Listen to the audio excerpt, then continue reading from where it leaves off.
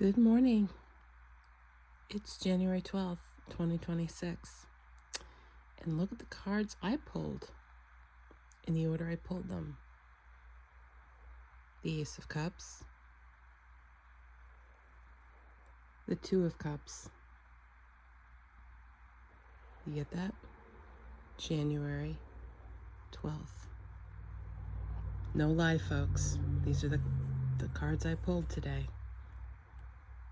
We'll talk about them in a minute. And then this was at the bottom of the deck. Exactly like that. Mr. Death card. So what's going on? And then a bunch of other cards fell out, but they all pretty much fell in reverse.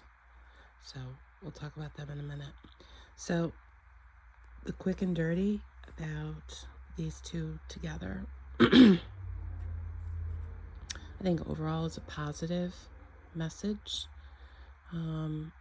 Cups hold substances, they hold coin, they hold currency, they hold wine, they hold water, they hold delicious beverages, they hold things, they possess, they control things, they have things.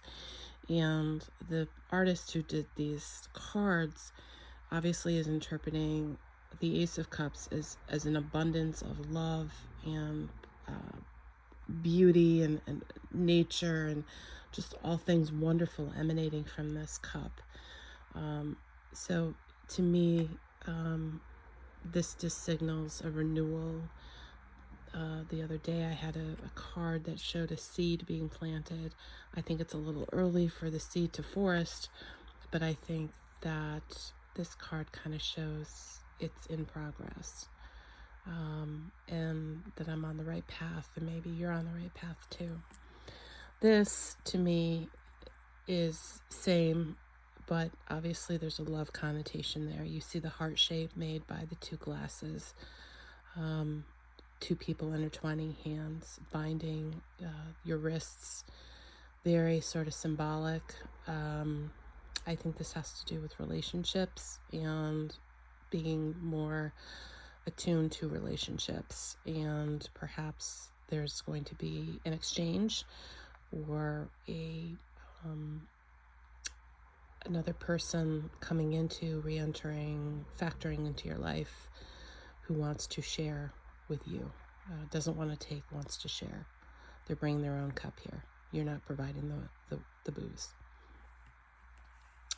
Then we have the Death card, and this was at the bottom of the stack from yesterday.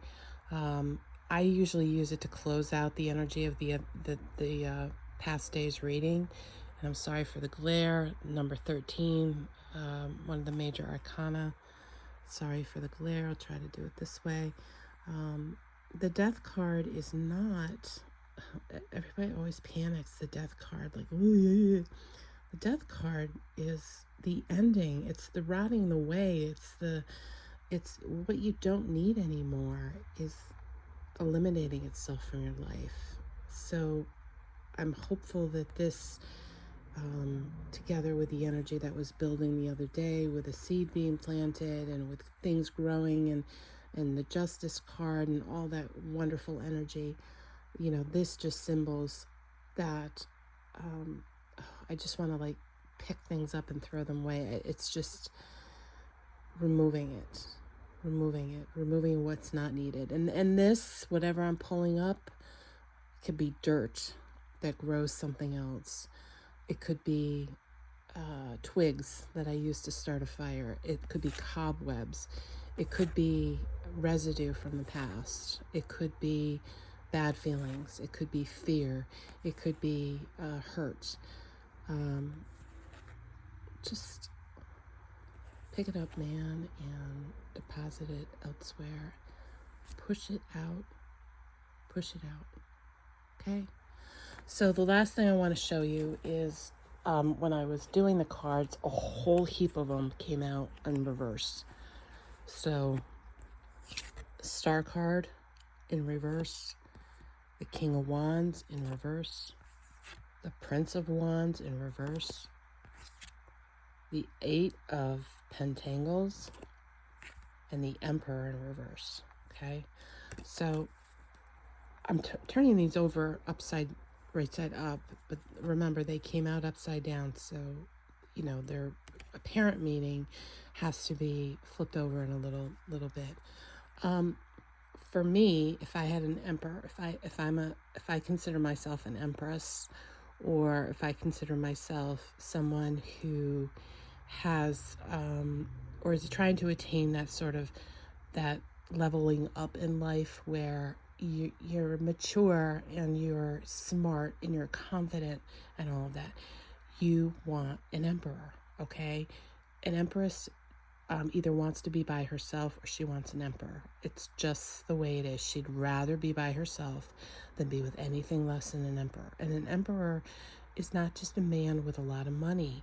Maybe he has a lot of money, maybe he doesn't, but he has a lot of something, and he has that special something that the empress wants. But for me, it came down upside down. So that tells me that whoever my emperor is, he's not emperoring right now. He's maybe not feeling that good about himself, or he's stuck, or something's going on.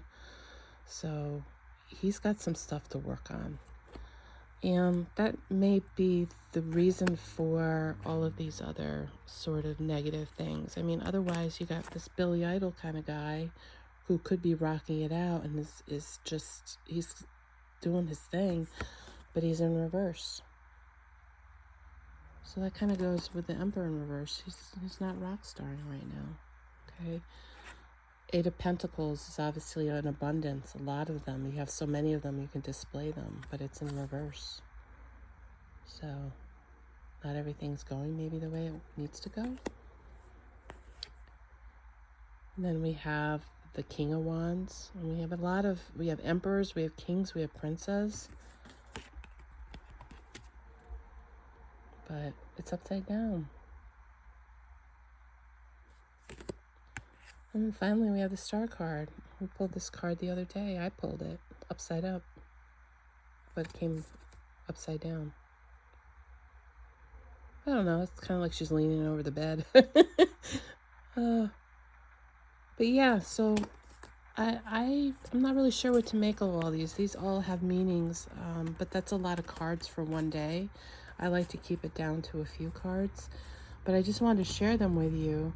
I kind of feel like because they fell versus, and they fell kind of like when I was clumsily shuffling the deck, that these are meant to be more sort of influencing cards versus my primary cards. I usually like to use one or two cards, and I just for the heck of it pulled the last card in the thingamajig.